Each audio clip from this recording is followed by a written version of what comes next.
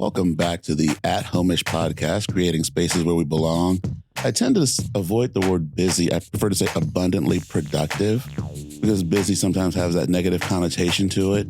But if I want to be honest, thinking about some of the, dare I say, praise and support that I received during season 1, it kind of like triggered my perfectionism.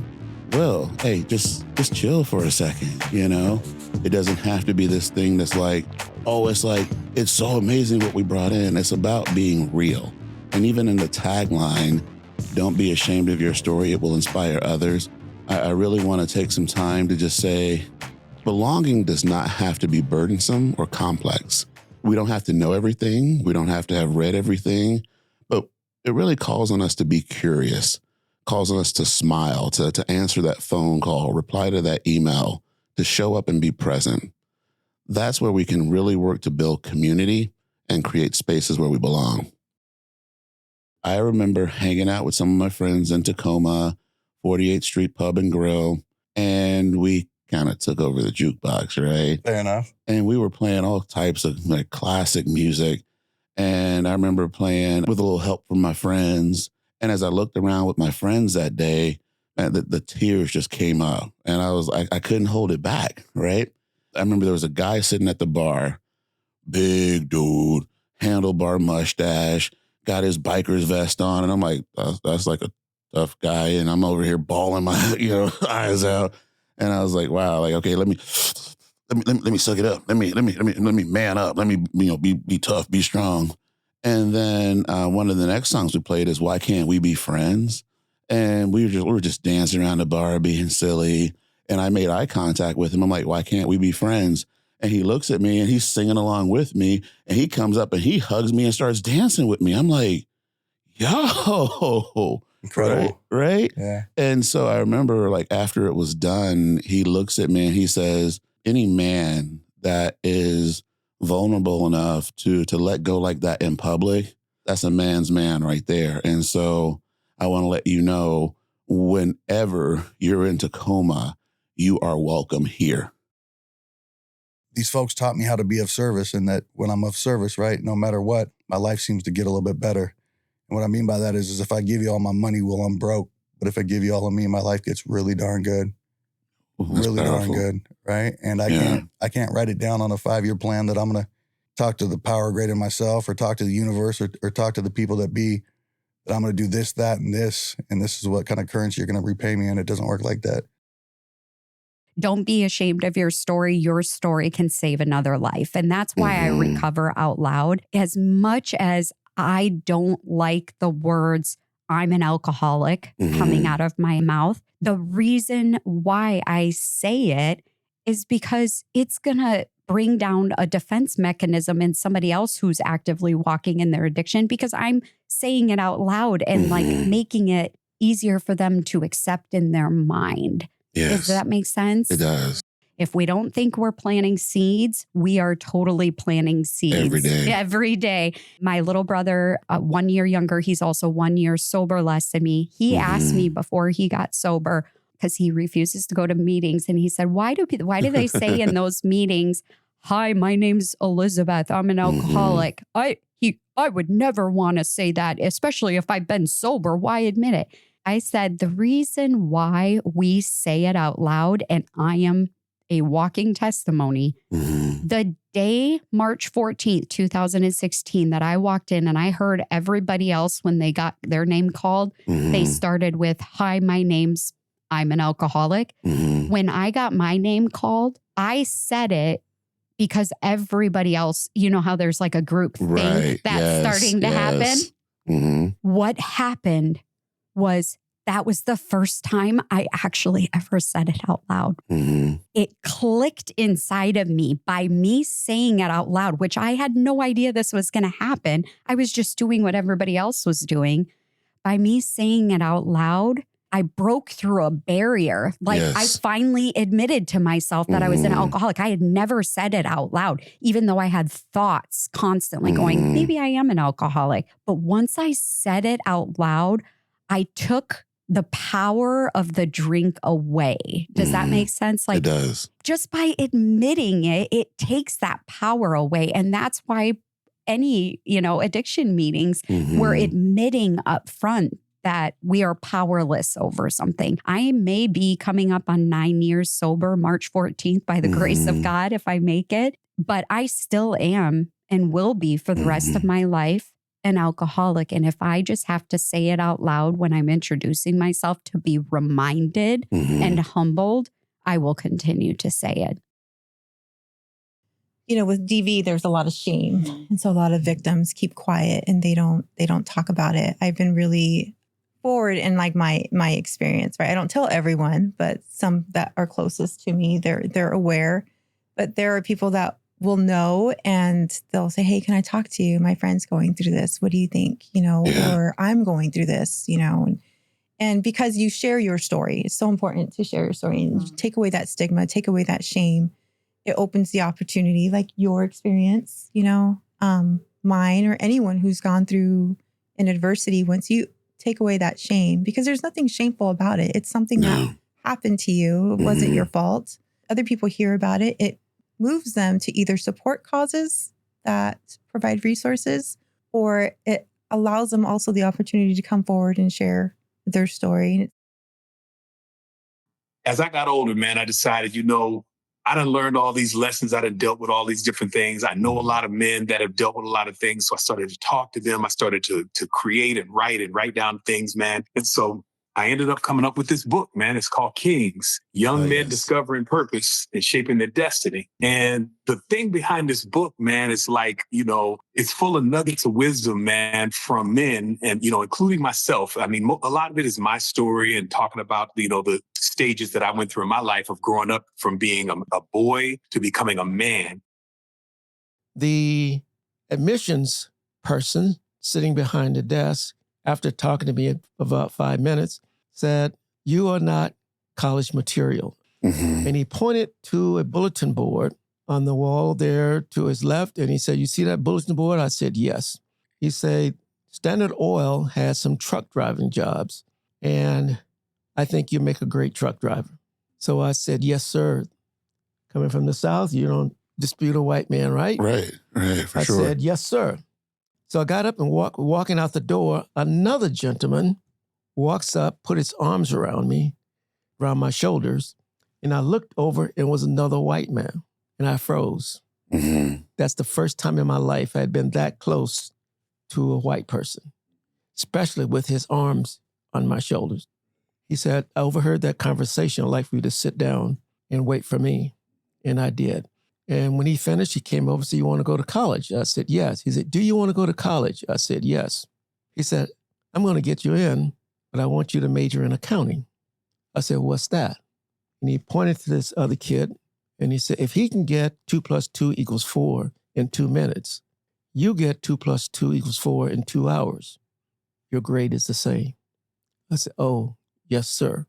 And was able to rise to the level of senior vice president at Bank of America after spending 32 years and also after not being college material. That one arm around my shoulder was the turning point in my life.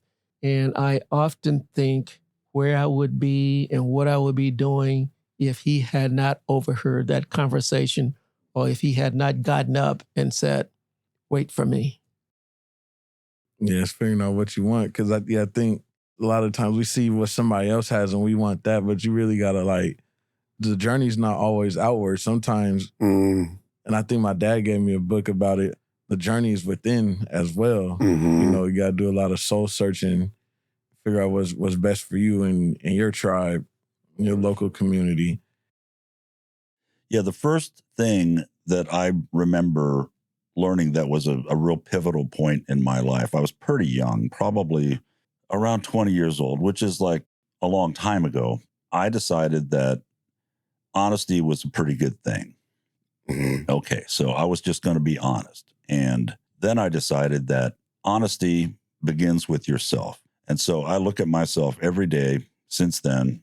I look at myself and I say, Jeff, what do you want? What do you want? What do you not want? I very, very, very seldom find myself in a situation that I don't want to be in because I'm honest enough with myself that I don't allow myself to get in those situations. If I don't want to do something, you won't see me there. Yeah. And you can always tell what I want to do because you'll see me doing it. There was one day where I took my car out and wasn't going to go back. There is a tree here along Highway 2 between S2Ep12 and Monroe that I was going to drive my car into. And that was the plan. And I drove by it. I kept passing it. Okay, next time I'm going to drive out, into that tree. And I was getting frustrated with myself because I was chickening out kind of. And then I was like, you know what? I haven't even given myself a chance. I don't know anything about myself. It's part of, I guess, learning about yourself and finding your community because that wasn't it for me.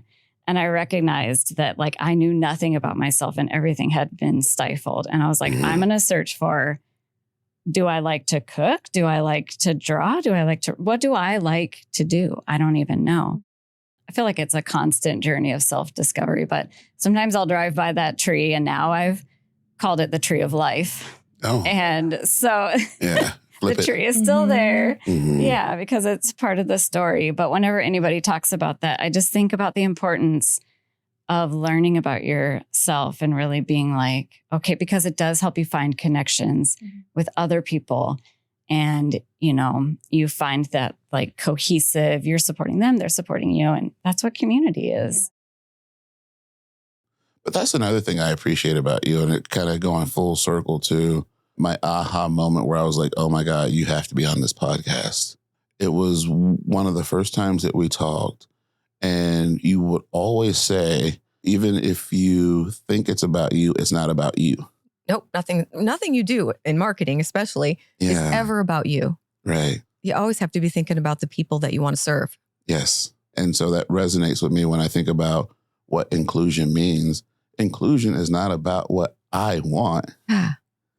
You're right. It's really about understanding the people around us. And that's how we build community. Right. By not thinking about what we want, but how can we serve?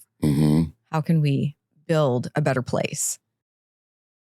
Make space for people to be themselves. So, if you talk to a lot of our athletes, they'll say things like, it just takes me longer to get ready. It takes me longer to do things. My body's stiff, so it takes me 30 minutes to get dressed in the morning instead of 5 minutes. Right. They can have a hard time finding the words and they can have a hard time getting them out. So creating that space and that patience for them to be themselves is a big thing for them. And as a trauma-informed practitioner, which I am, as someone who understands social emotional skill deficits and behaviors that challenge, I also know all behavior is communication. Yes. So I'm able to read between the lines and know when a conversation about what if the story you told yourself was different than the story that you told yourself 5 minutes ago. What if it was he was really busy? Because truly, if someone just looked at it, they'd be like, okay, there's every culture in here but white, and I am the only white person. So the deduction, inference, or whatever you could do would be like, no, he's not racist because but it wasn't the right time to have that conversation, right? And I have those same things because of my life experience. I'm stuck in some spots and I need safe places to unstick and to grow. And so I want to give that same grace and ability to hold a different perspective. Someone else can hold a different perspective. I can hold a different perspective so that we can grow and build those bridges in all of those hard things and all of those awful things. It's like beauty from ashes. It's like, it's good stuff. It is. It's good stuff because I know now with my book and the things that I'm doing and the way that I'm moving through the world, my impact, my collective impact is like when you throw that stone into water and you just see like that. I know that I can impact people by being vulnerable enough to say, I totally sucked and I needed to learn and I needed to grow. And I am in nowhere near perfect, but I'm a persistent trier, consistently trying to be persistently consistent in the way that I show up. So it is interesting to hear about some of the intentionality behind who we want to place in our marketing materials, while also knowing that it'd be impossible to represent everybody because our diversity is just so great. Yeah. Mouthful. It is very true that there's, you can't reach everybody, but by branching out from what is traditional, I guess, it really shows that we're making an effort to show that places are accessible to people, no matter who you are. It's like, it could just be, maybe it's a colored person, maybe it's a woman, maybe it's a family or people with kids or, but it's like, this is representative of, it's for everybody. It's not just for a certain type of person. Mm-hmm. I think that's where the podcast is really helpful too. And just being able to platform other voices. For example, our top performing podcast of all time was with a representative from the Tulalip tribes. And you talked about things that I'm not qualified to talk about, but I could have him on the show and let him talk about it. For sure. I mean? So I think that's so important that we bring people in to share their voices, because people sometimes look at me and be like, oh, Will, you're the expert. I'm like, nope. I am the facilitator. I am the equity matchmaker. I will bring people together and say, hey, let's connect you here, connect you there, and let's have a conversation. Our story is unwritten. When we go out and meet with people and learn their stories, we're learning new information. And so if we came in with a predetermined idea of what it was going to be, we tried to pre-write the script, but it needs to be unwritten. But it is time to wrap up. And so thank you all for listening to this episode. Merch is still available at the S2Ep12 Apothecary. It's also available on the website. If I see you on the streets wearing it, I will say hi. Please wear it. Please interact with us on social media. And be curious, not judgmental, because when we're curious, we receive information, which allows us to wise up, and we rise up. Peace out.